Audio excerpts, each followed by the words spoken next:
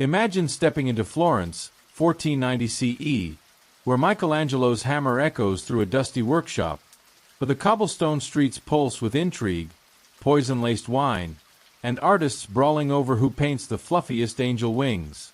The Italian Renaissance wasn't just a gallery of pretty frescoes or Da Vinci doodling flying machines.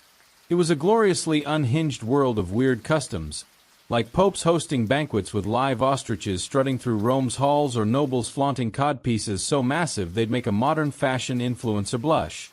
Think your workplace drama's spicy? Try dodging Medici assassins or sweet-talking a patron into funding your art over their mistress' new jewels.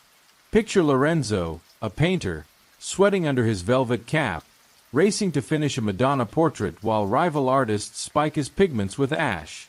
From Venice's masked orgies to scheming cardinals betting souls in smoky taverns, every canvas hid a scandal, every feast a plot. This isn't your art history textbook. It's a history so wonderfully bizarre it'll make your Netflix binges feel like a snooze fest in a monk's damp cell. Settle in, let the flicker of Renaissance candles lull you, and let's dive into a saga that'll paint your dreams with intrigue. No codpiece required. Picture yourself in Florence, 1490 CE, where the air hums with chisel clinks and the streets buzz with artists squabbling over angel wings, nobles flashing codpieces bigger than their egos, and whispers of Medici poison plots drifting through taverns. The Italian Renaissance wasn't just a golden age of Michelangelo's statues or Da Vinci's sketches. It was a gloriously chaotic circus of genius, scandal, and downright weird habits. Think popes hosting ostrich-filled feasts, alchemists brewing potions to outsmart death, or painters like Lorenzo sweating to outshine rivals while dodging assassins' daggers. This era was less art history chic, and more survive the drama or end up in a canal. From Venice's masked revels to Rome's scheming cardinals, every fresco hid a feud, every banquet a betrayal. Tonight, we're peeling back the velvet curtain to reveal the Renaissance's wildest quirks. It's art, intrigues, and oddball customs that make your office gossip look like a monk's prayer. Meet Lorenzo, our artist, racing to paint a Madonna masterpiece while rivals sabotage his canvas. Drop a comment if you'd trade your commute for a codpiece and a Medici spy's glare. Settle in, let the glow of Renaissance candles lull you, and let's dive into a history so strange it'll make your TikTok scroll feel like a masterpiece from a Florentine studio. The Italian Renaissance wasn't just a stage for artists to splash paint. It was a venomous web of intrigue where the Medici family spun plots of power and poison, turning Florence into a deadly chessboard of ambition and betrayal. Forget your office gossip over stale coffee. These schemes were a high-stakes dance where a single sip of tainted wine could drop you into a crypt faster than a Medici could say, "Salute." For courtiers like Lorenzo, navigating these plots was like juggling torches in a gunpowder room. Every favor a potential trap, every smile a possible blade. Welcome to the Medici plots of power and poison, where the Palazzo's gilded halls hid a battlefield of whispers and death. Close your eyes. Let the soft clink of poisoned goblets lull you into a trance, and let's slip into the shadiest saga of the Renaissance, where loyalty was as rare as a sober cardinal.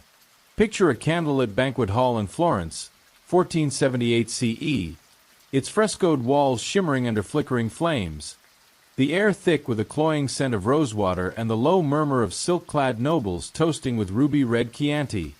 Lorenzo, 45, a painter who traded his brush for a courtier's cloak, stands near Cosimo de' Medici, 60, the family's patriarch, his velvet doublet pristine but his eyes darting, masking a plot to crush the rival Puzzi clan, per Machiavelli's Florentine histories.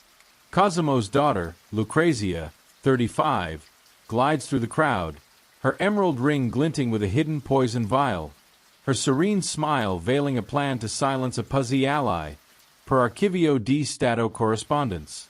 Lorenzo's apprentice-turned-aide, Marco, 31, weaves among platters of roasted pheasant, his hands trembling as he serves, fearing a spilled dish could brand him a spy in Cosimo's eyes, per Florentine diaries. Sophia, 40, Lorenzo's sister, moves gracefully among guests, her peacock feather fan concealing a coded note for Cosimo, A missive that could seal a rival's fate. Per Medici family letters. Her heart pounding at the risk of exposure. A goblet shatters on the marble floor, its wine pooling like blood. Cosimo's icy glare. Per Vasari's Lives of the Artists. Pins a Puzzy noble, whose drink was laced with arsenic. Per Florentine Chronicles. Lorenzo's pulse hammers in his ears. A misstep here, a wrong glance, could earn him a dagger in the shadows before dawn. This isn't a fancy dinner party with Instagram vibes. It's a lethal plot that'd make your team-building retreat look like a Medici-sponsored picnic in the Tuscan hills. Talk about a banquet where raising a glass means checking your wine for a side of death. The Medici plots with a dark heartbeat of Florence. A city where power was won not with swords, but with secrets. Per Machiavelli's Florentine Histories. Cosimo, the family's cunning linchpin, ruled through a blend of patronage and fear. Per Archivio di Forenza records. His feud with the Puzzy, a rival banking clan, per Medici correspondence, ignited a conspiracy that soaked Florence in blood. Poison was a Medici art form. Lucrezia's emerald ring, per Florentine Chronicles, held a vial of arsenic that felled nobles at feasts, per Vasari's Lives. Her doses precise enough to mimic a heart's quiet failure. Spies were woven into every tapestry. Marco's role as a server, per Guild Ledgers, masked his task of eavesdropping on Puzzy whispers. Per Archivio di Stato. Women like Sophia, often sidelined in court, were vital cogs in this machine. Per Medici family letters. Her coded note, scrawled in lemon ink cipher, per Florentine diaries, named a traitor, sealing his doom with a stroke of her quill. Betrayal was as common as a Florentine sunset, per Machiavelli's Prince. A Puzzy noble's toast to peace, per Chronicles, was his last, his wine a Medici gift laced with death. The city's guilds, per Arte della Lana records, kept a wary eye on courtiers. Lorenzo's loyalty to Cosimo, per Florentine guild ledgers, was scrutinized, a single doubt enough to mark him for exile, per Vasari's Lives. It's like a court where your wine glass is a blade, your toast a gamble, and your every word a potential noose around your neck. The stakes of these plots were nothing short of lethal, a game where failure meant not just disgrace but annihilation. A misjudged alliance, per Machiavelli's Florentine Histories, could see Lorenzo swinging from a gibbet in the Piazza della Signoria, his family stripped of wealth and banished, per Florentine Chronicles. Lucrezia's poison once missed its mark, per Archivio di Stato letters. Her maid, suspected of betrayal, vanished into the Arno's depths, per diaries.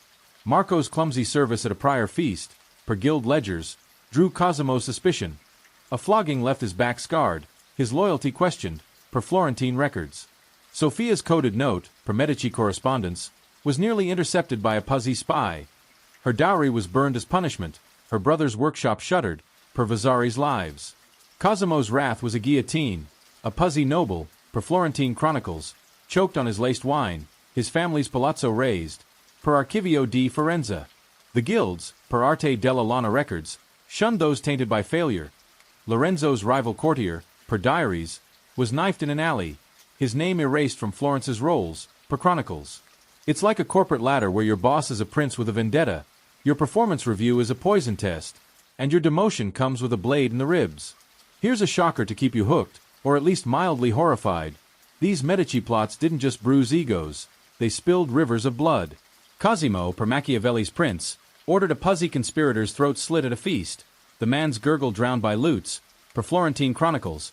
Lorenzo stood frozen, his hands stained with wine as he watched.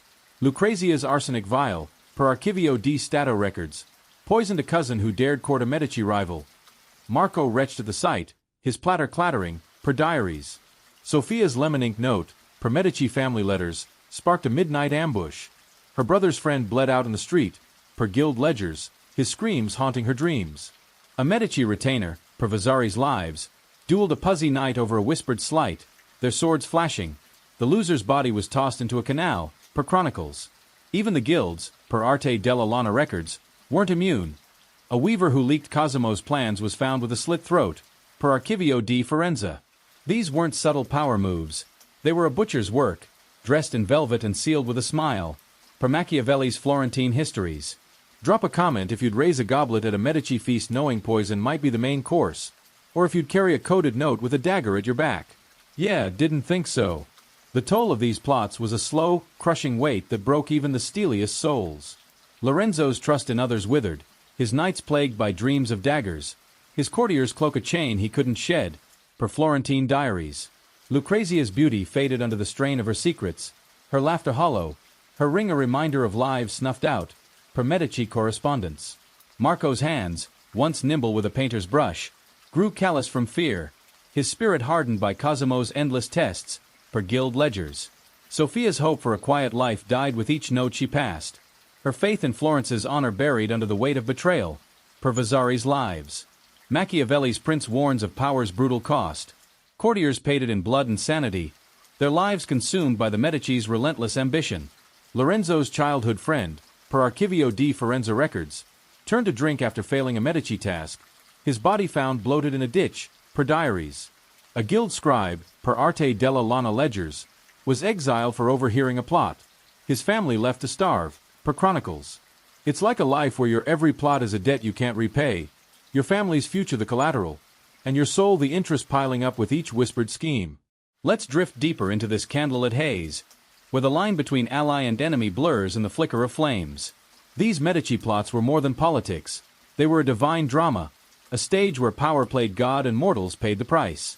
Cosimo's velvet doublet, per Machiavelli's Florentine histories, cloaked a will as iron as any deity's, his coin a sacrament that bought loyalty or death, per Archivio di Forenza. Lucrezia's poison vial, per Florentine chronicles, was her altar, each dose a prayer to her family's supremacy, per Medici correspondence. Marco's platters, per guild ledgers, were his offering, each service a vow to survive another day in Cosimo's shadow, per diaries. Sophia's coded notes, per Vasari's lives, were her scripture, each cipher a testament to a cause that devoured her, per Archivio di Stato. The guilds, per Arte della Lana records, were the choir, their ledgers chanting the Medici's glory, but their silence damned those who faltered, per chronicles. Lorenzo's loyalty was his faith, a fragile candle in a storm of deceit, his fear his true throne, per Machiavelli's prince. This wasn't just a courtly game, it was Florence's soul, a city where power was a poison that coursed through every vein. Cosimo's plots, per Archivio di Forenza, were the city's pulse, his feuds with the Pazia war that stained its streets, per Medici correspondence. Lucrezia's emerald ring, per Florentine chronicles, was a symbol of her family's reach, its venom a reminder that no one stood above their will, per Vasari's lives. Marco's service, per guild ledgers, was his survival, a role that bound him to a master who saw him as a pawn, per diaries. Sophia's notes, per Medici family letters, were her defiance, a quill that wrote her into history even as it burned her life away, per Archivio di Stato. The guilds, per Arte della Lana records, were Florence's keepers, their silence a shield for the Medici's darkest deeds, per chronicles. As we float through this treacherous banquet hall, heavy with the scent of rosewater and the weight of betrayal, picture Lorenzo standing rigid, his goblet trembling in his grip, Lucrezia's emerald ring catching the candlelight, Marco's platter unsteady under the noble's gaze, Sophia's fan hiding a note that could kill. He's not just a courtier, he's a pawn in a divine game, every toast a mortal risk, every glance a potential blade at his throat. The Medici plots of power and poison were a crucible, forging courtiers through cunning and breaking them under the weight of relentless intrigue. Drop a comment if you'd raise a glass to Cosimo de' Medici until your hands shake with dread. Drop another if you'd dodge a poisoned sip for the chance at a Medici's fleeting nod. This was the cost of power, a soul laced with arsenic, forever bound to the shadows of Florence's gilded halls. If you think that's a shady deal, brace yourself, because the papal scandals of Renaissance Rome were a wilder, wickeder sin waiting to unfold. While the Medici's poison plots turned Florence into a den of deadly ambition, the papal scandals of Renaissance Rome were a roaring blaze of sin cloaked in velvet, where popes like Alexander VI transformed the Vatican into a glittering stage for greed, lust, and chaos that would make Sodom blush. Forget your tabloid headlines about celebrity slip-ups. These were divine dramas where a pope's mistress could redirect a crusade, a bribe could buy a cardinal's soul, and a reliquary's clink could mask a murder. For courtiers like Lorenzo, serving the papacy was like dancing on a tightrope over hellfire, every bow a brush with scandal, every prayer a gamble with eternity. Welcome to the papal scandals of sin and splendor, where the throne of St. Peter doubled as a hotbed of vice. Let's drift into this decadent saga, lulled by the soft clink of indulgence coins and the rustle of velvet curtains hiding Rome's darkest secrets. Picture a resplendent Vatican Hall, 1492 CE, Its marble floors polished to a mirror sheen, the air heavy with frankincense and the low murmur of cardinals scheming over goblets of spiced Malmsey wine. Lorenzo, 50, a painter who swapped his palette for a diplomat's cloak, kneels before Pope Alexander VI, 61, the Borgia patriarch, his papal tiara gleaming like a crown of sin, his sly grin hinting at a deal to secure a bishopric for his son, per Burchard's diarium. Alexander's mistress, Julia Farnese, 25, lounges on a velvet divan, her ruby necklace, payment for a cardinal's vote, catching the torchlight, her laughter veiling a scheme to ruin a rival, per Vatican secret archives. Lorenzo's aide, Marco, 36, carries a silver reliquary housing a saint's finger bone, his hands slick with sweat, fearing a fumble could mark him as disloyal, per Florentine diaries. Sophia, 45, Lorenzo's sister, sits at a desk, her quill scratching out indulgence certificates, her eyes darting, knowing a smudged seal could draw Alexander's wrath, per Roman curia ledgers. A cardinal, per Burchard's diarium, slips a purse of ducats to Julia. Alexander's subtle nod, per Vatican chronicles, seals a diocese's fate. Lorenzo's breath catches in his throat, a misspoken word, a wrong gesture, could earn him a Borgia blade or a one-way trip to a dungeon. This isn't a solemn mass with choir boys and incense. It's a scandal so ripe it'd make your reality TV drama look like a nun's morning prayer in a quiet convent. Talk about a holy court where whispering, "Amen," means checking your back for a poisoned pin. These papal scandals were Rome's fevered pulse, a city where the sacred and profane tangled like lovers in a back alley, per Burchard's diarium. Alexander VI, the Borgia Pope, was less shepherd than schemer, per Vatican secret archives, trading salvation for gold. His indulgences, per Roman curia ledgers, funded lavish feasts and worse, per chronicles. Mistresses like Julia held court in all but name, per Vatican chronicles. Her ruby necklace, per Burchard's diarium, was a bribe that swayed a conclave, securing a cardinal's red hat for a Borgia ally. Aides like Marco were mere pawns in this divine chess game, per Florentine diaries. His reliquary, per guild ledgers, was a prop in Alexander's theater, a chipped bone enough to spark a flogging, per Roman records. Women like Sophia, often invisible in the Vatican's halls, were vital cogs, per curia ledgers. Her indulgence certificates, per Vatican chronicles, pardoned sins for gold, but a smudge could cost her livelihood, per Burchard's diarium. Bribes were the Vatican's currency, per Vatican secret archives. A cardinal's purse of ducats, per chronicles, bought not just favor but entire dioceses, per Burchard's diarium. The curia, the papal bureaucracy, per Vatican records, was a jury of vipers, judging courtiers like Lorenzo with cold precision. His every bow, per diaries, was a test of loyalty, a single falter enough to damn him, per chronicles. It's like a church where your prayer is a bribe, your hymn a hustle, and your salvation a coin tossed into a pope's velvet purse. The stakes in this papal court were nothing short of eternal, a game where failure could cost not just your life but your soul's place in heaven. A botched deal, per Burchard's diarium, could see Lorenzo excommunicated, his family cast into penury and exile, per Vatican chronicles. Julia's latest scheme, per Vatican secret archives, once ensnared a rival cardinal. He vanished, his palazzo seized, per diaries, his fate a whispered warning in Rome's taverns. Marco's reliquary fumble at a prior ceremony, per guild ledgers, drew Alexander's scowl. A lash across his shoulders left a scar, his loyalty questioned, per Roman curia records. Sophia's quill once smudged an indulgent seal, per Vatican chronicles. Her wages were docked, her brother's workshop shuttered, per Burchard's diarium. Alexander's wrath was a divine hammer, per Vatican secret archives. A cardinal who crossed him choked on a poisoned fig, his mitre stripped, per chronicles. The curia, per Vatican records, was merciless, shunning those who failed the Borgia Pope. Lorenzo's rival envoy, per diaries, was found with a slit throat in a Roman alley, per Burchard's diarium. It's like a corporate boardroom where your CEO is a pope with a vendetta, your performance review is a reliquary's weight, and your firing comes with a one-way ticket to a Vatican dungeon. Here's a shocker to keep you tethered to this sordid spectacle. These papal scandals weren't just whispers, they were soaked in blood, a divine court where murder was as routine as morning vespers. Alexander, per Burchard's diarium, ordered a rival cardinal's heart pierced at a banquet. The man screamed drowned by vials. Per Vatican chronicles, Lorenzo stood rigid, his hands shaking as he watched the body slump. Julia's ruby necklace, per Vatican secret archives, was a gift for poisoning a Borgia foe. Marco gagged to the corpse's pallor, his reliquary clattering, per diaries. Sophia's indulgence certificate, per Roman curia ledgers, funded a midnight assassination. Her wrist bled when a guard caught her eavesdropping, per guild records. A Borgia retainer, per Burchard's diarium, dueled a rival over a whispered slight, their rapiers flashing. The loser's body was dumped in the Tiber, per chronicles. Even the Curia, per Vatican records, wasn't spared. A scribe who leaked Alexander's plans was garrote, per Vatican secret archives, his family left to beg. These weren't subtle sins. They were a slaughterhouse dressed in papal splendor, per Burchard's diarium.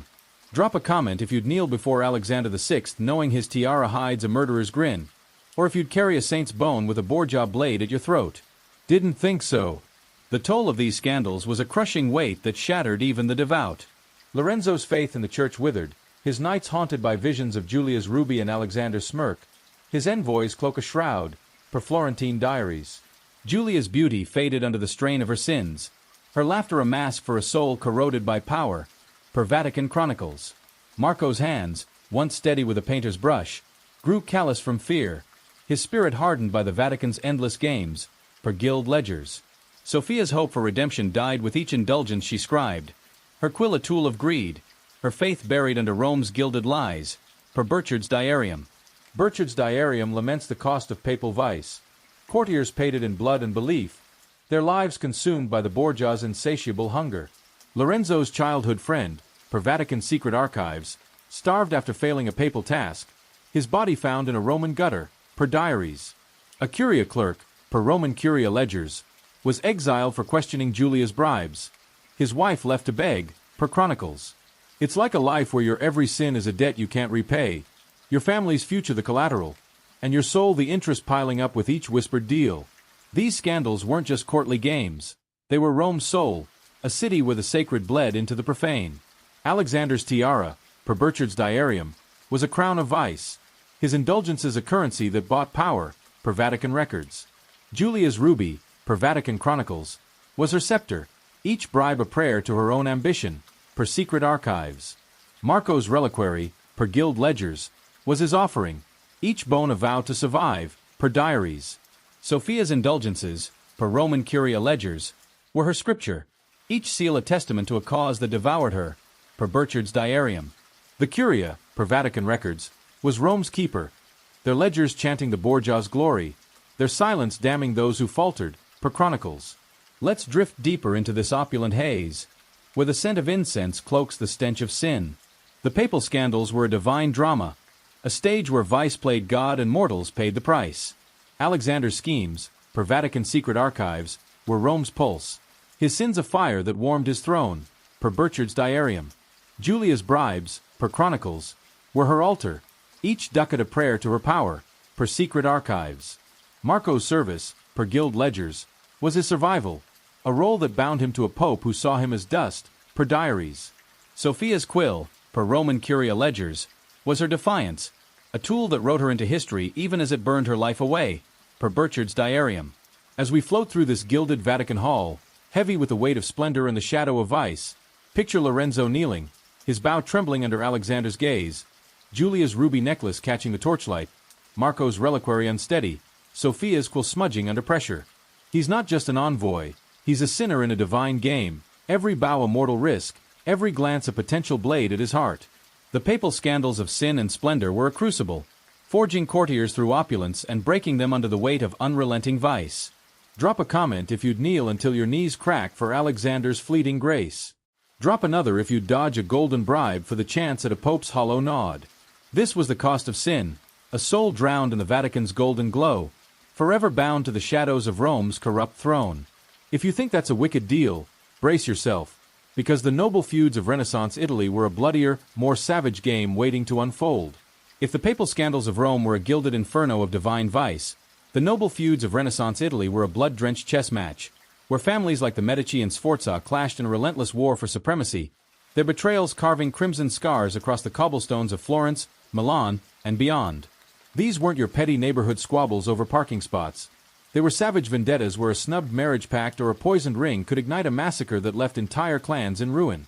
For courtiers like Lorenzo, caught in the crossfire of these feuds, every step was a dance on a blade's edge, every oath a gamble with loyalty and life, every nod a potential death warrant signed in blood. Welcome to the noble feuds of blood and betrayal, where the court was a slaughterhouse, and honor was a lie dressed in velvet.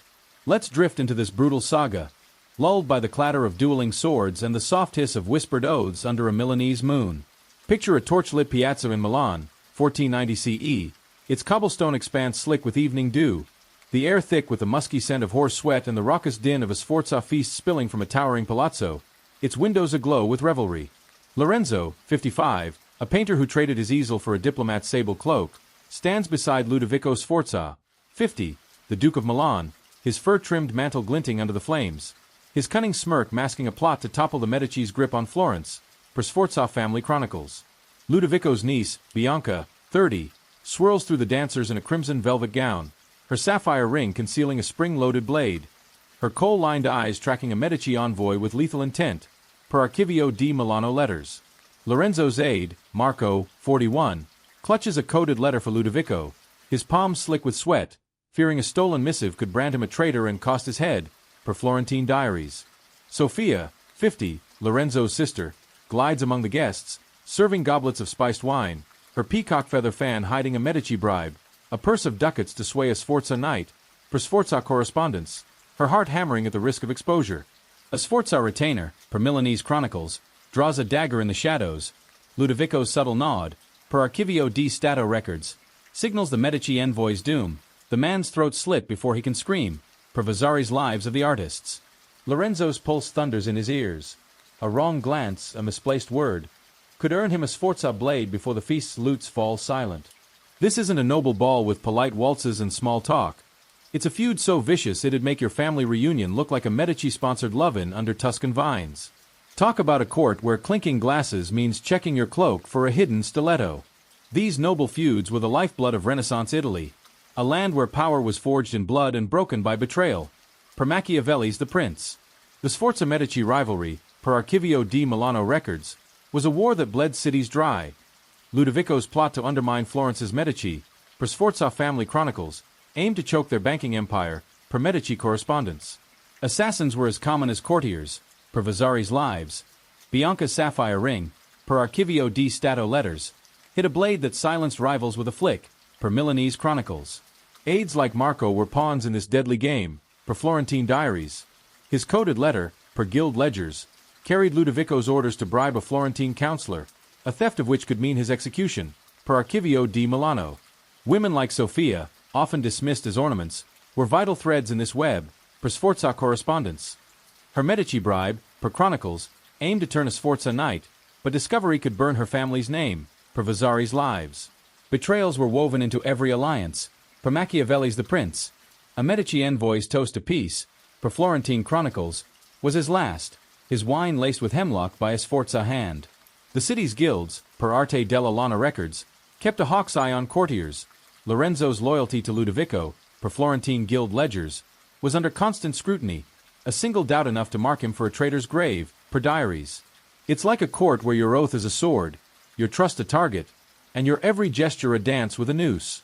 The stakes of these feuds were apocalyptic, a clash where failure meant not just disgrace but obliteration of bloodlines and legacies. A misjudged alliance, per Machiavelli's The Prince, could see Lorenzo dangling from a Milanese gallows, his kin stripped of wealth and banished to the hills, per Milanese chronicles. Bianca's blade once missed its mark, per Archivio di Milano letters. Her spy, caught by a Medici guard, was flayed in a dungeon, per diaries, his screams a warning to others. Marco's letter was nearly stolen at a prior feast, per guild ledgers. A lash across his back left a scar, his loyalty to Ludovico questioned, per Florentine records. Sophia's Medici bribe, per Sforza correspondence, was exposed by a Sforza maid. Her home was torched, her brother's workshop razed, per Vasari's lives. Ludovico's wrath was a wildfire, per Sforza family chronicles. A Medici envoy who crossed him bled out in the piazza, his family's palazzo sacked, per Archivio di Stato.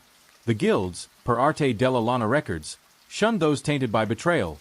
Lorenzo's rival diplomat, per diaries, was hanged in Florence's square, his name erased, per chronicles.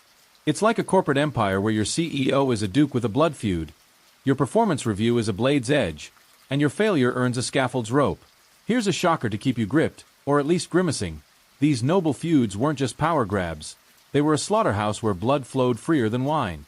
Ludovico, per Machiavelli's The Prince, ordered a Medici villa razed, its occupants butchered. Per Sforza Family Chronicles. Lorenzo watched the flames, his hands shaking as screams pierced the night. Bianca's sapphire ring, per Archivio di Milano letters, stabbed a Medici cousin at a feast, his gasp lost in the lute's wail, per diaries. Marco retched, his letter slipping, per guild ledgers. Sophia's bribe, per Sforza correspondence, sparked a riot in Milan streets. Her leg bled when a mob struck, per chronicles, her cries drowned by chaos. A Sforza knight, per Vasari's lives, dueled a Medici retainer over a whispered insult, their rapiers flashing under torchlight. The loser's body was tossed into a canal, per Milanese chronicles. Even the guilds, per Arte della Lana records, weren't spared. A weaver who leaked Ludovico's plans was found with a slit throat, per Archivio di Stato, his family cast out to starve. These weren't subtle slights. They were a butcher's craft, cloaked in silk and sealed with a traitor's blood, per Machiavelli's Florentine histories. Drop a comment if you'd waltz with a Sforza duchess knowing her ring hides a blade, or if you'd swear an oath with a Medici dagger at your spine. Didn't think so. The toll of these feuds was a relentless grind that crushed even the boldest hearts. Lorenzo's hope for peace withered, his nights haunted by visions of Bianca's ring and Ludovico's nod. His diplomats cloak a chain he couldn't break, per Florentine diaries. Bianca's charm faded under the weight of her murders, her laughter a hollow echo, her sapphire a reminder of lives cut short, per Sforza correspondence. Marco's hands, once deft with a quill, grew callous from fear, his spirit hardened by Ludovico's endless tests, per guild ledgers. Sophia's faith and honor died with each bribe she passed, her fan a tool of treachery, her dreams buried under Milan's bloody cobblestones, per Vasari's lives. Machiavelli's The Prince warns a feud savage cost. Nobles paid it in blood and sanity, their lives consumed by a war that spared no one. Lorenzo's childhood friend, per Archivio di Milano records, starved after failing a Sforza task, his body found in a gutter, per diaries. A guild scribe, per Arte della Lana ledgers, was exiled for overhearing a Medici plot, his wife left to beg, per chronicles. It's like a life where your every feud is a debt you can't repay, your family's future the collateral, and your soul the interest piling up with each spilled drop of blood. These feuds weren't just power struggles, they were Italy's soul, a land where loyalty bled into betrayal. Ludovico's sable cloak, per Machiavelli's The Prince, was a mantle of war, his plots a sacrament that bought supremacy, per Sforza Family Chronicles. Bianca's blade, per Archivio di Milano letters, was her altar, each stab a prayer to her family's glory, per chronicles. Marco's letter, per guild ledgers, was his offering, each cipher a vow to survive, per diaries. Sophia's bribe, per Sforza correspondence, was her scripture, each ducat a testament to a cause that devoured her, per Vasari's lives. The guilds, per Arte della Lana records, were Italy's keepers, their ledgers chanting the Sforza's triumph, their silence damning those who faltered, per chronicles. Let's drift deeper into this torch-lit piazza, where the scent of musk cloaks the stench of blood. The noble feuds were a divine drama, a stage where betrayal played God and mortals paid the price. Ludovico's plots, per Archivio di Stato, were Milan's pulse, his wars with the Medici a fire that warmed his throne, per Sforza Family Chronicles. Bianca's sapphire ring, per chronicles, was her scepter, each kill a prayer to her power, per Archivio di Milano. Marco's service, per guild ledgers, was his survival, a role that bound him to a duke who saw him as dust, per diaries. Sophia's ducats, per Sforza correspondence, were her defiance, a purse that wrote her into history even as it burned her life away, per Vasari's lives. As we float through this blood-soaked piazza, heavy with the weight of betrayal and the flicker of torches, picture Lorenzo standing rigid, his coded letter trembling in his grip, Bianca's sapphire ring catching the firelight, Marco's missive unsteady under the noble's gaze, Sophia's wine goblet hiding a bribe that could kill. He's not just a diplomat, he's a ghost in a divine game, every nod a mortal risk, every oath a potential blade at his heart. The noble feuds of blood and betrayal were a crucible, forging courtiers through treachery and breaking them under the weight of unrelenting slaughter. Drop a comment if you'd swear allegiance to a Sforza until your voice cracks with dread. Drop another if you'd dodge a Medici blade for the chance at a duke's fleeting nod. Drop a third if you'd trust a bribe that could burn your name to ash. This was the cost of betrayal, a soul carved by steel, forever bound to the shadows of Italy's warring courts. If you think that's a savage game, brace yourself, because the bizarre customs of Renaissance life were a weirder, wilder spectacle waiting to unfold. The Italian Renaissance wasn't just a canvas for art or a stage for intrigue, It was a runway for outrageous fashion, where nobles strutted in codpieces so bold they'd make a modern influencer's outfit look like a monk's sackcloth. These weren't your subtle wardrobe choices. They were flamboyant displays of wealth and ego, with velvet, jewels, and padded groins shouting status louder than a Medici banquet. For courtiers like Lorenzo, dressing the part was a high-stakes game, every stitch a bid for favor or a risk of ridicule. Welcome to the outrageous fashion of codpieces and excess, where the wardrobe was a battlefield and style was a weapon. Close your eyes, let the rustle of velvet lull you, and let's sashay into the wildest fashion show of the Renaissance. Picture a bustling Venetian square, 1495 CE, its canals glinting, the air thick with rosewater and the chatter of silk-clad nobles parading for a doge's feast. Lorenzo, 60, a courtier, struts in a crimson doublet slashed with gold, his codpiece, a padded, jewel-encrusted monstrosity, drawing gasps per Sanudo's diaries. His patron, Signora Caterina, 45, glides in a velvet gown with sleeves wider than a gondola, her pearl headdress teetering, demanding Lorenzo outshine rivals, per Archivio di Venezia. Marco, 46, Lorenzo's aide, adjusts his slashed hose, his hands shaky, fearing a torn seam could ruin their favor, per Venetian guild ledgers. Sophia, 55, Lorenzo's sister, stitches a velvet cape, her fingers raw, praying her work avoids Caterina's scorn, per Florentine diaries. A rival noble's codpiece splits, per Sanudo's diaries. Caterina's laugh, per Vasari's lives, signals his disgrace. Lorenzo's heart races. A fashion misstep could exile him. This isn't a red carpet. It's a sartorial slugfest that'd make your fast fashion look like a doge's dishcloth. Talk about a wardrobe where dress to impress means, or get laughed out of Venice. Fashion was Renaissance swagger. Per Vecellio's habiti and tai chi. Codpieces, per Sanudo's diaries, were male bravado. Lorenzo's jewel-studded bulge, per Archivio di Venezia, screamed wealth. Gowns, per Vasari, were female armor. Caterina's sleeves, per Venetian chronicles, cost a fortune.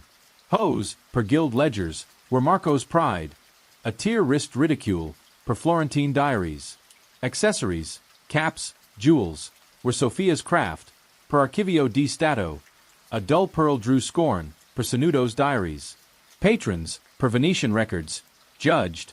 Caterina's nod, per Vasari, could banish Lorenzo. It's like a court where your outfit's a crown, and your seam's a curse. The stakes were brutal.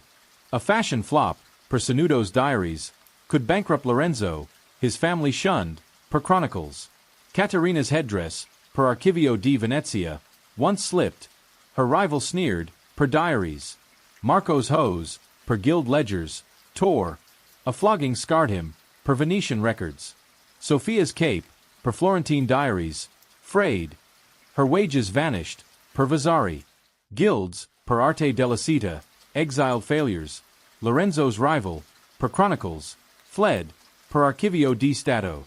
It's like a job where your style's a duke, and your slip's a dungeon. Here's a shocker. Fashion sparked blood. A noble, per Sanudo's diaries, knifed a rival's codpiece. Lorenzo saw, per chronicles. Caterina's gown, per Archivio di Venezia, drew a brawl. Marco bled, per diaries. Sophia's cape, per guild ledgers, caused a duel. Her arm broke, per Vasari. Drop a comment if you'd strut a codpiece knowing a rival's blade waits. The toll was crushing. Lorenzo's pride faded, his soul heavy. Caterina's charm broke. Marco's hands hardened. Sophia's hope died. Vasari mourned style's cost. Courtiers fell. Lorenzo's friend, per Archivio di Venezia, starved after failing, per diaries. It's like a life where your fashion's a debt, and your soul's the price. Let's drift deeper. Fashion was divine. Caterina's gown was God's, but guilds ruled. Her pearls, per Venetian chronicles, hoarded power. Ledgers plead for style, but patrons lied. Lorenzo's codpiece was his faith, his fear his throne. It's like a faith where your God's a lady, and your soul's the stitch. As we float through this vibrant square, picture Lorenzo, codpiece trembling, Caterina's headdress unsteady, Marco's hose torn, Sophia's cape frayed. He's not just a courtier, he's a peacock, every stitch a vow, every tear a wound. Fashion was a crucible, forging courtiers through splendor and breaking them through scrutiny. Drop a comment if you'd wear a codpiece till it chafes for Venice's glory. Drop another if you'd don velvet for a doge's nod. This was the cost of excess. A soul draped in silk. If that's wild, brace yourself. Because relic worship was a weirder faith. While Renaissance fashion turned nobles into walking spectacles, the fanatical worship of holy relics was a bizarre obsession that turned churches into treasure vaults and pilgrims into frenzied devotees. These weren't your grandma's keepsakes. Relics, saints' bones, Christ's thorns, were divine PowerPoint slides, believed to heal, bless, or curse with a touch. For courtiers like Lorenzo, handling relics was a sacred duty and a social minefield, every prayer a bid for favor or a risk of blasphemy. Welcome to the fanatical worship of holy relics, where the altar was a marketplace and faith was a fetish. Let's drift into this eerie saga, lulled by the clink of reliquaries and the murmur of pilgrims' prayers. Picture a dimly lit basilica in Rome, 1500 CE, its marble altars gleaming, the air heavy with incense and the chants of pilgrims kneeling before a silver reliquary. Lorenzo, 65, a courtier, stands beside Cardinal Giovanni, 50, his velvet cloak brushing a shrine holding St. Peter's toe, per Vatican Chronicles. Giovanni's niece, Beatrice, 30, polishes the reliquary, her sapphire ring glinting, fearing a smudge could anger the saint, per Roman Curia ledgers. Marco, 51, Lorenzo's aide, carries a candle, his hands trembling, knowing a dropped flame could curse their favor, per Florentine diaries. Sophia, 60, Lorenzo's sister, prays before a thorn relic, her rosary worn, hoping her devotion earns Giovanni's nod, per Vatican archives. A pilgrim faints, per Burchard's diarium. Giovanni's glare, per Vasari's lives, signals a thief's hand on the shrine. Lorenzo's heart skips. A relic scandal could exile him. This isn't a quiet chapel. It's a frenzy that'd make your souvenir shop look like a saint's tomb. Talk about a shrine where hallelujah means guard the bones or else. Relics were divine currency, per Burchard's diarium. Bones, per Vatican Chronicles, drew pilgrims. St. Peter's toe, per Roman records, filled coffers. Reliquaries, per Vasari, were art. Beatrice's polish, per Curia ledgers, was worship. Candles, per Florentine diaries, were Marco's task. A flicker risked doom, per Vatican archives. Prayers, per Chronicles, were Sophia's offering. A stutter drew scorn, per Burchard's diarium. Cardinals, per Vatican records, judged. Giovanni's nod, per Vasari, could banish Lorenzo. It's like a church where your relic's a god, and your prayer's a plea. The stakes were eternal. A stolen relic, per Burchard's diarium, could damn Lorenzo, his family cursed, per Chronicles. Beatrice's smudge, per Curia ledgers, drew Giovanni's ire. Her dowry vanished, per diaries. Marco's candle, per Vatican archives, wavered. A lash scarred him, per Florentine records. Sophia's prayer, per Chronicles, faltered. Her favor burned, per Vasari. Curia, per Vatican records, shunned failures. Lorenzo's rival, per diaries, fled, per Burchard's diarium. It's like a job where your shrine's a saint, and your slip's a hellfire. Here's a shocker. Relics sparked blood. A pilgrim, per Burchard's diarium, knifed a thief. Lorenzo saw, per Chronicles. Beatrice's polish, per Curia ledgers, drew a brawl. Marco bled, per diaries. Sophia's rosary, per Vatican archives, caused a riot. Her arm broke, per Vasari. Drop a comment if you'd kiss a relic knowing a thief's blade waits. The toll was crushing. Lorenzo's faith faded, his soul heavy. Beatrice's charm broke. Marco's hands hardened. Sophia's hope died. Burchard's diarium mourns faith's cost. Devotees fell. Lorenzo's friend, per Vatican archives, starved after failing, per diaries. It's like a life where your relic's a debt, and your soul's the price. Let's drift deeper. Relics were divine. Giovanni's shrine was God's, but Curia ruled. Beatrice's ring, per Chronicles, hoarded power. Ledgers plead for grace, but cardinals lied. Lorenzo's prayer was his faith, his fear his throne. It's like a faith where your God's a saint, and your soul's the bone. As we float through this incense-choked basilica, picture Lorenzo, candle trembling, Beatrice's reliquary smudged, Marco's flame unsteady, Sophia's rosary worn. He's not just a courtier, he's a pilgrim, every prayer a vow, every flaw a curse. Relic worship was a crucible, forging devotees through faith and breaking them through fervor. Drop a comment if you'd pray till your knees bleed for a saint's toe. Drop another if you'd guard a relic for a cardinal's nod. This was the cost of worship, a soul bound by bones. If that's eerie, brace yourself, because banquet excesses were a wilder feast. While holy relics turned Renaissance churches into shrines of fanaticism, the extravagant excesses of Renaissance banquets transformed palazzos into temples of gluttony, where nobles feasted on peacocks, swans, and wine until dawn, their tables groaning under displays of wealth and waste.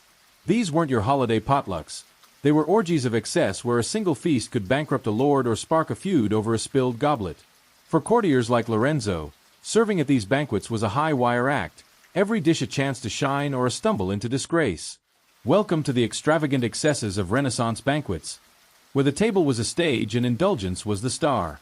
Let's drift into this opulent saga, lulled by the clink of crystal and the roar of drunken lords. Picture a sprawling palazzo in Florence, 1505 CE, its torch-lit hall aglow, the air thick with saffron and the din of nobles feasting under frescoed ceilings. Lorenzo, 70, a courtier, stands beside Duke Giovanni de' Medici, 55, his velvet cloak brushing a table laden with gilded swans, per Medici correspondence. Giovanni's cousin, Isabella, 40, pours Chianti, her emerald necklace swaying, fearing a sour vintage could anger the Duke, per Archivio di Firenze. Marco, 56, Lorenzo's aide, serves a peacock pie, his hands trembling, knowing a cold dish could cost their favor, per Florentine diaries. Sophia, 65, Lorenzo's sister, arranges sugared fruits, her fingers sticky, praying her display earns Giovanni's nod, per guild ledgers. A lord chokes on a bone, per Sanudo's diaries. Giovanni's laugh, per Vasari's lives, signals a rival's shame. Lorenzo's heart pounds. A banquet blunder could exile him. This isn't a dinner party, it's a feast that'd make your buffet look like a monk's gruel. Talk about a table where bon appetit means don't choke or you're done. Banquets were Renaissance excess, per Sanudo's diaries. Swans, per Medici correspondence, were wealth. Giovanni's table, per Archivio di Firenze, cost a village. Wine, per Vasari, was status.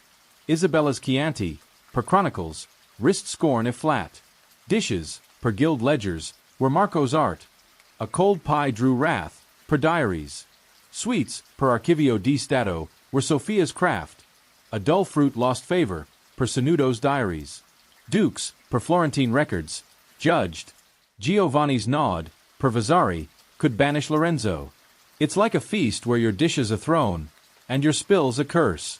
The stakes were colossal.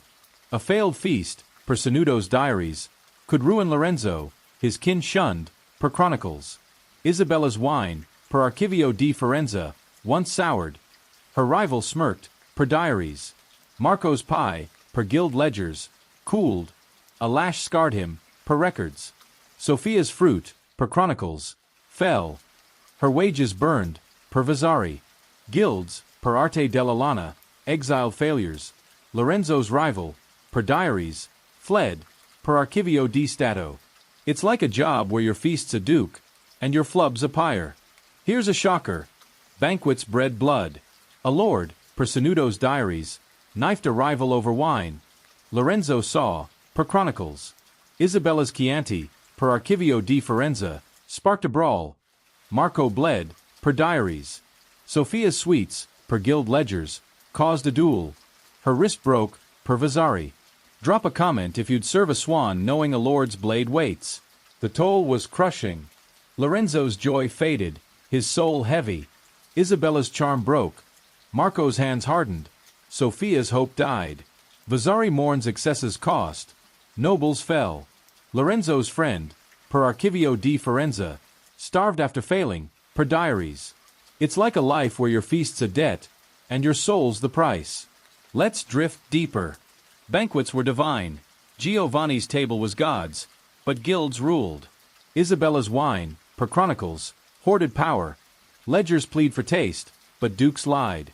Lorenzo's service was his faith, his fear his throne. It's like a faith where your god's a duke, and your soul's the swan. As we float through this torchlit hall, picture Lorenzo, goblet trembling, Isabella's wine sour, Marco's pie cold, Sophia's fruits dull. He's not just a courtier. He's a servant, every dish a vow, every spill a wound. Banquets were a crucible, forging nobles through indulgence and breaking them through excess. Drop a comment if you'd serve till your hands bleed for a duke's feast. Drop another if you'd pour wine for a Medici's nod. Drop a third if you'd face a spill that could bury your name. This was the cost of gluttony, a soul gorged on splendor. If that's lavish, brace yourself.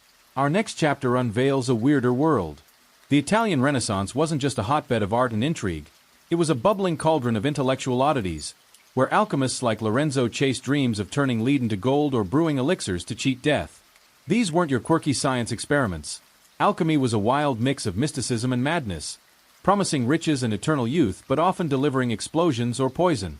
For scholars like Lorenzo, dabbling in alchemy was a high-stakes gamble, every potion a shot at glory or a one-way ticket to ruin. Welcome to the alchemical quest for gold and immortality, where the laboratory was a sorcerer's lair and ambition was a volatile brew. Close your eyes, let the hiss of bubbling flasks lull you, and let's dive into the weirdest science project of the Renaissance. Picture a shadowy Florentine cellar, 1510 CE, its stone walls damp, the air thick with sulfur and the flicker of a furnace casting eerie shadows. Lorenzo, 75, a courtier turned alchemist, hunches over a bubbling alembic, his velvet cloak singed, mixing mercury to transmute lead, per Paracelsus writings. His patron, Signora Elisabetta, 50, watches, her silk gown shimmering, demanding a gold nugget for her treasury, per Medici correspondence. Marco, 61, Lorenzo's aide, grinds cinnabar, his hands trembling, fearing a toxic spill could doom their favor, per Florentine guild ledgers. Sophia, 70, Lorenzo's sister, scribes formulae, her quill scratching, praying her notes avoid Elisabetta's scorn, per Archivio di Firenze. A flask cracks, per Vasari's lives, Elisabetta's glare, per Chronicles, signals a failed batch. Lorenzo's heart races. An alchemical flop could exile him. This isn't a chemistry lab. It's a mystic mess that'd make your DIY potion kit look like a Medici's gold mine. Talk about a quest where stir it means, or blow up your career. Alchemy was Renaissance magic. Per Paracelsus de Alchimia. Gold, per Medici correspondence, was wealth. Lorenzo's mercury, per Archivio di Firenze, promised ducats. Elixirs, per Vasari, were life. Elisabetta's potion, per Chronicles, sought youth. Ingredients, per guild ledgers, were Marco's task. A bad cinnabar risked poison, per diaries. Formulae, per Archivio di Stato, were Sophia's art. A wrong symbol drew scorn, per Paracelsus. Patrons, per Florentine records, judged. Elisabetta's nod, per Vasari, could banish Lorenzo. It's like a lab where your potion's a god, and your spill's a curse. The stakes were colossal. A failed batch, per Paracelsus, could bankrupt Lorenzo, his kin shunned, per Chronicles. Elisabetta's elixir, per Medici correspondence, once soured. Her rival smirked, per diaries.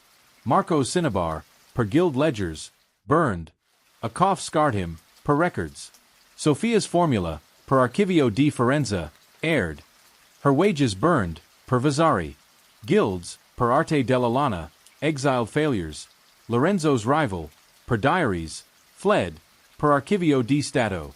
It's like a job where your brew's a duke, and your flub's a pyre. Here's a shocker. Alchemy sparked blood. An alchemist, per Paracelsus, poisoned a rival. Lorenzo saw, per Chronicles.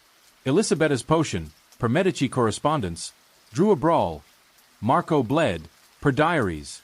Sophia's formula, per guild ledgers, caused a duel. Her arm broke, per Vasari. Drop a comment if you'd brew mercury knowing a rival's blade waits. The toll was crushing. Lorenzo's mind faded, his soul heavy.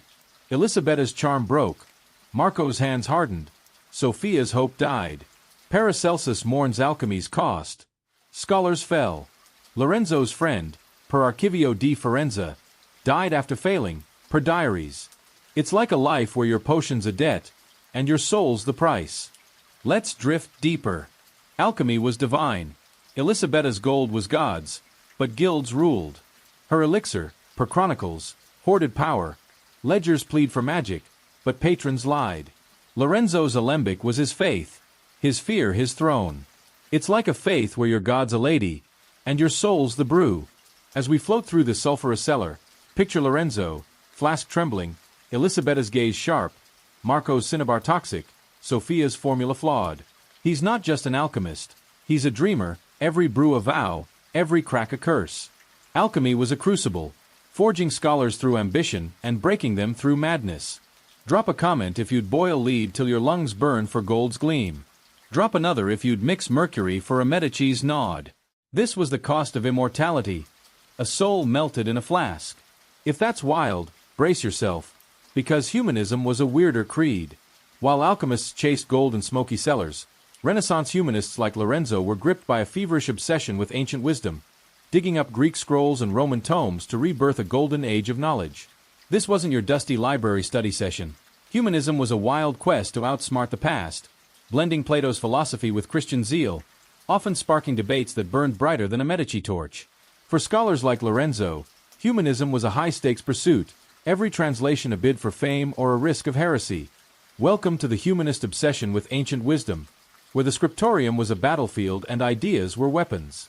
Let's drift into this heady saga, lulled by the scratch of quills and the murmur of Latin chants. Picture a candlelit scriptorium in Venice, 1515 CE, its oak shelves groaning with scrolls, the air thick with parchment dust and the hum of scholars debating Aristotle. Lorenzo, 80, a courtier-turned-humanist, pores over a Plato manuscript, his spectacles fogged, translating for Duke Alveils, per Petrarch's letters. Alveils' niece, Lucrezia, 35, copies Cicero, her velvet sleeve brushing vellum, fearing a blot could anger her uncle, per Archivio di Venezia. Marco, 66, Lorenzo's aide, binds a codex, his hands trembling, knowing a loose stitch could doom their favor, per Venetian guild ledgers. Sophia, 75, Lorenzo's sister, indexes Seneca, her quill worn, praying her work earns Alveils' nod, per Florentine diaries. A scholar misquotes Virgil, per Sanudo's diaries. Alveils' scowl, per Vasari's lives, signals heresy whispers. Lorenzo's heart skips. A humanist error could exile him. This isn't a book club. It's a brainy brawl that'd make your Wikipedia dive look like a Doge's diary. Talk about a debate where cite your source means, or face the Inquisition. Humanism was Renaissance fire, per Petrarch's letters. Scrolls, per Archivio di Venezia, were gold.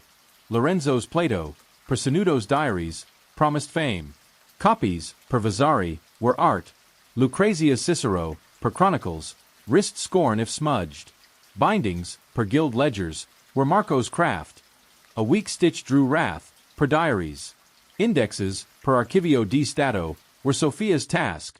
A wrong page lost favor, per Petrarch. Patrons, per Venetian records, judged. Alveils' nod, per Vasari, could banish Lorenzo. It's like a library where your scroll's a god, and your blot's a sin. The stakes were dire. A flawed translation, per Petrarch, could brand Lorenzo a heretic, his kin shunned, per Chronicles.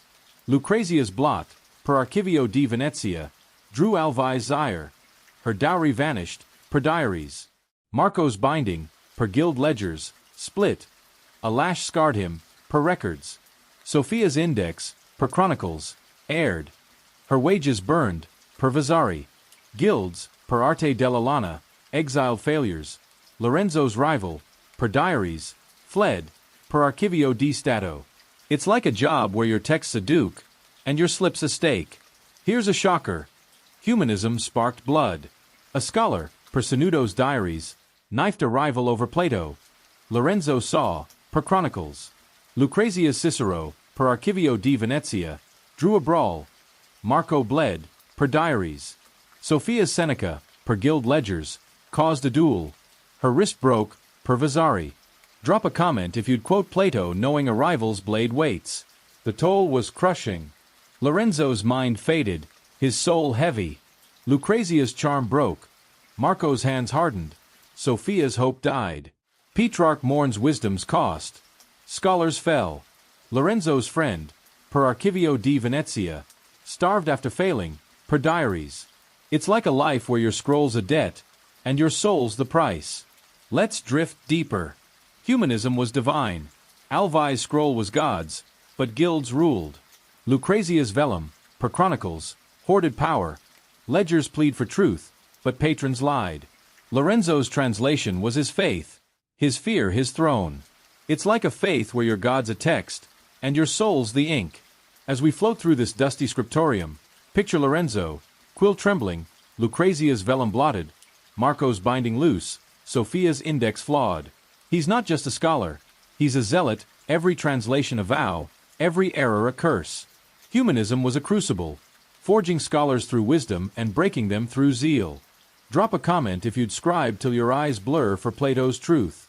Drop another if you'd bind a codex for a doge's nod. This was the cost of wisdom, a soul buried in scrolls.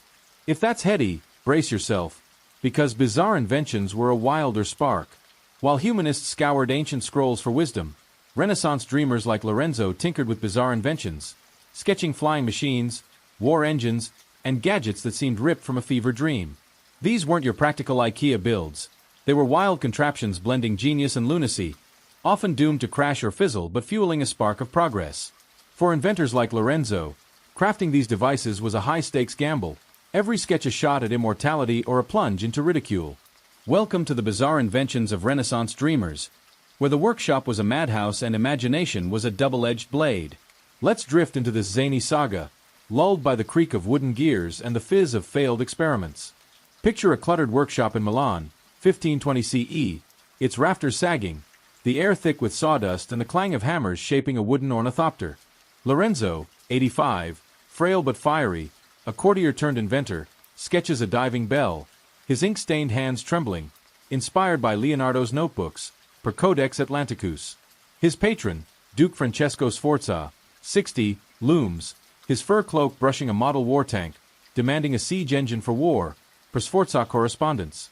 Marco, 71, Lorenzo's aide, carves gears, his hand shaking, fearing a warped piece could doom their favor, per Milanese guild ledgers. Sophia, 80, Lorenzo's sister, paints a parachute design, her brush worn, praying her work avoids Francesco's scorn, per Archivio di Milano. A model collapses, per Vasari's lives.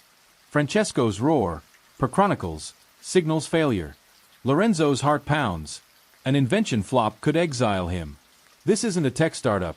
It's a nutty lab that'd make your 3D printer look like a Sforza cannon. Talk about a gadget where test it means or crash and burn. Inventions were Renaissance sparks, per Codex Atlanticus. Machines, per Sforza correspondence, were power. Lorenzo's diving bell, per Archivio di Milano, promised glory. Tanks, per Vasari, were war. Francesco's engine, per Chronicles, sought victory. Gears, per guild ledgers, were Marco's craft.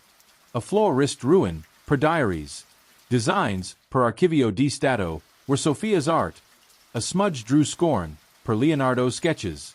Patrons, per Milanese records, judged. Francesco's nod, per Vasari, could banish Lorenzo. It's like a workshop where your gadget's a god, and your glitches a curse. The stakes were immense. A failed invention, per Codex Atlanticus, could ruin Lorenzo, his kin shunned, per Chronicles. Francesco's tank, per Sforza correspondence, jammed. His rival smirked, per diaries. Marco's gear, per guild ledgers, broke. A lash scarred him, per records. Sophia's parachute, per Chronicles, tore. Her wages burned, per Vasari. Guilds, per Arte della Lana, exiled failures. Lorenzo's rival, per diaries, fled, per Archivio di Stato. It's like a job where your machine's a duke, and your crash's a pyre. Here's a shocker. Inventions sparked blood. An inventor, per Codex Atlanticus, sabotaged a rival's model. Lorenzo saw, per Chronicles. Francesco's engine, per Sforza correspondence, drew a brawl. Marco bled, per diaries. Sophia's design, per guild ledgers, caused a duel. Her wrist broke, per Vasari. Drop a comment if you'd sketch a flyer knowing a rival's blade waits. The toll was crushing. Lorenzo's dreams faded, his soul heavy. Francesco's charm broke. Marco's hands hardened. Sophia's hope died. Vasari mourns invention's cost. Dreamers fell. Lorenzo's friend, per Archivio di Milano, died after failing, per diaries. It's like a life where your gadget's a debt, and your soul's the price. Let's drift deeper. Inventions were divine. Francesco's tank was God's, but guilds ruled. Sophia's parachute, per chronicles, hoarded power. Ledgers plead for flight, but patrons lied. Lorenzo's sketch was his faith, his fear his throne. It's like a faith where your god's a duke, and your soul's the gear. As we float through this chaotic workshop, picture Lorenzo, sketch trembling, Francesco's gaze sharp, Marco's gear warped, Sophia's design smudged. He's not just an inventor, he's a visionary, every sketch a vow, every crash a curse. Inventions were a crucible, forging dreamers through genius and breaking them through lunacy. Drop a comment if you'd craft a flyer till your hands bleed for Milan's glory. Drop another if you'd carve gears for a Sforza's nod. Drop a third if you'd face a crash that could bury your name. This was the cost of dreaming, a soul sparked by gears. If that's zany, brace yourself. Our conclusion weaves this saga's end. As the last echoes of clinking goblets and rustling velvet fade into the torchlit halls of Renaissance Italy, we draw the curtain on our journey through the weird and wonderful of the Italian Renaissance. A saga of brilliance and madness, where artists like Lorenzo painted masterpieces under rival blades, courtiers dodged Medici poison, and dreamers sketched flying machines that never left the ground. From Florence's smoky workshops to Rome's sinful Vatican, from Venice's codpiece parades to Milan's blood-soaked feuds, this era was a dazzling mess of genius, greed, and downright bizarre quirks that shaped a world as chaotic as it was beautiful. Close your eyes, let the soft hum of a lute lull you, and let's weave together this vibrant tapestry, finding gratitude in our tamer lives and a question to carry into your dreams. Picture Lorenzo one final time, standing in a Florentine piazza, 1520 CE, his velvet cloak tattered, his eyes weary but alight, sketching a diving bell under a flickering lantern, dreaming of a world where his contraptions soar. The air is thick with rosewater, the chatter of codpiece-clad nobles a distant drone, as his sister Sophia, her quill worn, scribes a Seneca passage, her hand steady despite a lifetime of Medici plots and papal bribes. Marco, his aide, polishes a reliquary, his hands scarred from banquet brawls, his heart still hoping for a Sforza nod. Duke Giovanni de' Medici passes, his gaze sharp, his emerald ring glinting with poison's promise, a reminder of feuds that bled Florence dry. Lorenzo's life was a whirlwind, painting Madonnas to outshine Giovanni's sabotage, toasting at banquets where wine hid arsenic, strutting in codpieces to dodge ridicule, and brewing elixirs that fizzled more than they gilded. His world was a kaleidoscope of weird customs, kissing saints' toes for luck, feasting on gilded swans till dawn, debating Plato while rivals sharpened quills like knives. This wasn't a golden age of quiet genius. It was a fever dream where every stroke, sip, and sketch was a duel with fate, every dawn a chance to shine or shatter. Their saga is a haunting melody of ambition and absurdity, a whisper from the past that makes your morning commute feel like a gift from Da Vinci's sketchbook. Let's gather the threads of this riotous epic, because it's a tale as dazzling as it is deranged. We began with Lorenzo's artistic madness, battling rivals in smoky workshops, where a dulled pigment could cost a fortune or a flogging. Courtly intrigues turned him into a pawn, dodging Medici poison, Borgia blades, and Sforza vendettas, where a wrong toast meant a cold grave. Bizarre customs defined his world. Codpieces flaunted ego, relics sparked riots, and banquets drowned in excess, each a stage for glory or disgrace. Intellectual quirks drove him to alchemy's fumes, humanism scrolls, and inventions that crashed, each a gamble for immortality or infamy. It's like living in a reality show where the challenges are dukes, the prizes are eternity, and the host is a pope with a poison ring. This wasn't just an era, it was a circus of brilliance and folly, a canvas that makes your Zoom call glitches seem like a love note from Michelangelo. Now, step back and breathe the air of our world, because the contrast is sharper than a Sforza rapier. Imagine Lorenzo in a modern coffee shop, staring at a latte menu.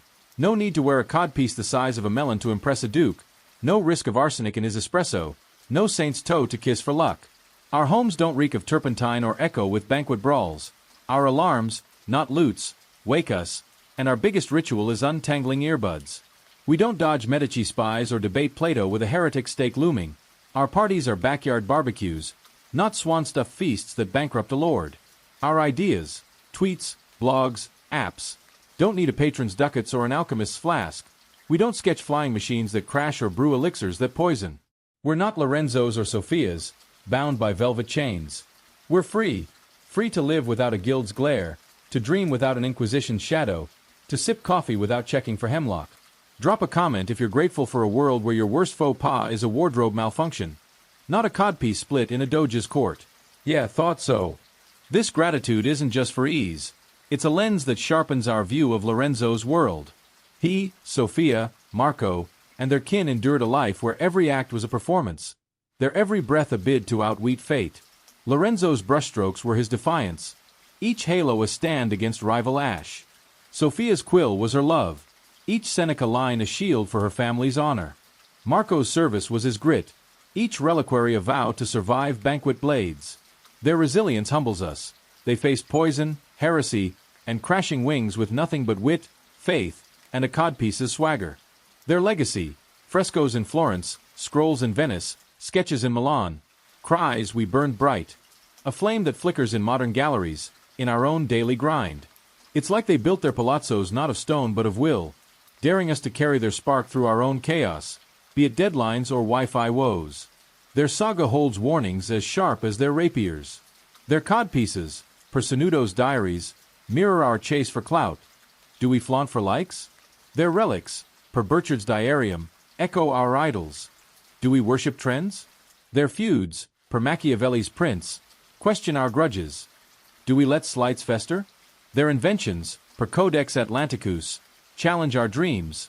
What risks do we take? Their humanism, per Petrarch's letters, urges us to learn.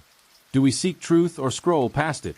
Their world was a velvet labyrinth, their lives aflame, their legacy a call to shine before the candles gutter out. Let's linger on a final vision, a spark to seal this saga. Lorenzo stands by the Arno, his sketchbook open, his codpiece absurd but proud, as Sophia scribes a last line and Marco polishes a gear. Giovanni passes, his poison ring glinting, but Lorenzo dreams of a simpler life. A painter by the river, his kin safe, his name unsung but his heart full, free of plots, relics, or crashing wings. He wakes, old but fierce, and faces the dawn, his legacy not in gold or scrolls but in Sophia's wisdom, Marco's grit, a sketch that dared to soar, a flame no duke can snuff. He's a courtier, but he's human. His saga a whisper of defiance against chaos roar. It's like a man longing for a world where his mark is a smile, not a fresco, his eternity a hand held tight in the dusk. This vision seals the Renaissance saga. Wild, wonderful, a cry from the palazzos that echoes in our bones. We've walked their torchlit halls, tasted their poison, felt their fevered dreams. Now, as we drift toward sleep, let's hold their spark, live for the moment, bread shared, a tale told, a warmth kindled in love, not velvet. Their world was a gilded cage, their lives aflame, their legacy a lesson to burn bright before the shadows claim us all. So, here's a question to weave into your dreams. If you lived Lorenzo's Renaissance, would you chase the courtier's saga, a codpiece's swagger, a relic's prayer, a name to defy oblivion? Or would you choose the Arno's bank, a life unsung but warm, where your saga is a friend's laugh, a kin's embrace, a moment no Medici can steal? Drop a comment with your choice. Let it glow as you drift off, dreaming of a world where you're not a scholar, but gloriously, gratefully human. The palazzos crumble, the Arno flows, and the Renaissance's whispers fade, but your answer, your saga, lights this moment, a legacy no poison can touch. Now, step back and breathe the air of our world, because the contrast is sharper than a Sforza rapier. Imagine Lorenzo in a modern coffee shop, staring at a latte menu. No need to wear a codpiece the size of a melon to impress a duke. No risk of arsenic in his espresso. No saint's toe to kiss for luck. Our homes don't reek of turpentine or echo with banquet brawls. Our alarms, not lutes, wake us, and our biggest ritual is untangling earbuds. We don't dodge Medici spies or debate Plato with a heretic stake looming. Our parties are backyard barbecues, not swan-stuffed feasts that bankrupt a lord. Our ideas, tweets, blogs, apps, don't need a patron's ducats or an alchemist's flask. We don't sketch flying machines that crash or brew elixirs that poison. We're not Lorenzo's or Sophia's, bound by velvet chains. We're free to live without a guild's glare, to dream without an inquisition's shadow, to sip coffee without checking for hemlock. Drop a comment if you're grateful for a world where your worst faux pas is a wardrobe malfunction, not a codpiece split in a doge's court. Yeah, thought so. This gratitude isn't just for ease. It's a lens that sharpens our view of Lorenzo's world. He, Sophia, Marco, and their kin endured a life where every act was a performance, their every breath a bid to outwit fate. Lorenzo's brushstrokes were his defiance, each halo a stand against rival ash. Sophia's quill was her love, each Seneca line a shield for her family's honor.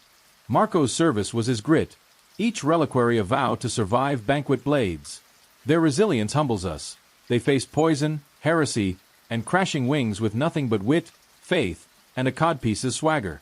Their legacy: frescoes in Florence, scrolls in Venice, sketches in Milan, cries we burned bright. A flame that flickers in modern galleries, in our own daily grind. It's like they built their palazzos not of stone but of will, daring us to carry their spark through our own chaos, be it deadlines or Wi-Fi woes. Their saga holds warnings as sharp as their rapiers. Their codpieces, per Sanudo's diaries, mirror our chase for clout. Do we flaunt for likes? Their relics, per Burchard's diarium, echo our idols. Do we worship trends? Their feuds, per Machiavelli's prince, question our grudges. Do we let slights fester? Their inventions, per Codex Atlanticus, challenge our dreams. What risks do we take? Their humanism, per Petrarch's letters, urges us to learn. Do we seek truth or scroll past it? Their world was a velvet labyrinth, their lives a flame, their legacy a call to shine before the candles gutter out. Let's linger on a final vision, a spark to seal this saga. Lorenzo stands by the Arno, his sketchbook open, his codpiece absurd but proud, as Sophia scribes a last line and Marco polishes a gear. Giovanni passes, his poison ring glinting, but Lorenzo dreams of a simpler life, a painter by the river, his kin safe, his name unsung but his heart full, free of plots, relics, or crashing wings. He wakes, old but fierce, and faces the dawn, his legacy not in gold or scrolls but in Sophia's wisdom, Marco's grit, a sketch that dared to soar, a flame no duke can snuff. He's a courtier, but he's human, his saga a whisper of defiance against chaos roar. It's like a man longing for a world where his mark is a smile, not a fresco, his eternity a hand held tight in the dusk. This vision seals the Renaissance saga. Wild, wonderful, a cry from the palazzos that echoes in our bones. We've walked their torchlit halls, tasted their poison, felt their fevered dreams. Now, as we drift toward sleep, let's hold their spark, live for the moment, bread shared, a tale told, a warmth kindled in love, not velvet. Their world was a gilded cage, their lives aflame, their legacy a lesson to burn bright before the shadows claim us all. So, here's a question to weave into your dreams. If you lived Lorenzo's Renaissance, would you chase the courtier's saga, a codpiece's swagger, a relic's prayer, a name to defy oblivion? Or would you choose the Arno's bank, a life unsung but warm, where your saga is a friend's laugh, a kin's embrace, a moment no Medici can steal? Drop a comment with your choice. Let it glow as you drift off, dreaming of a world where you're not a scholar, but gloriously, gratefully human. The palazzos crumble, the Arno flows, and the Renaissance's whispers fade, but your answer, your saga, lights this moment, a legacy no poison can touch.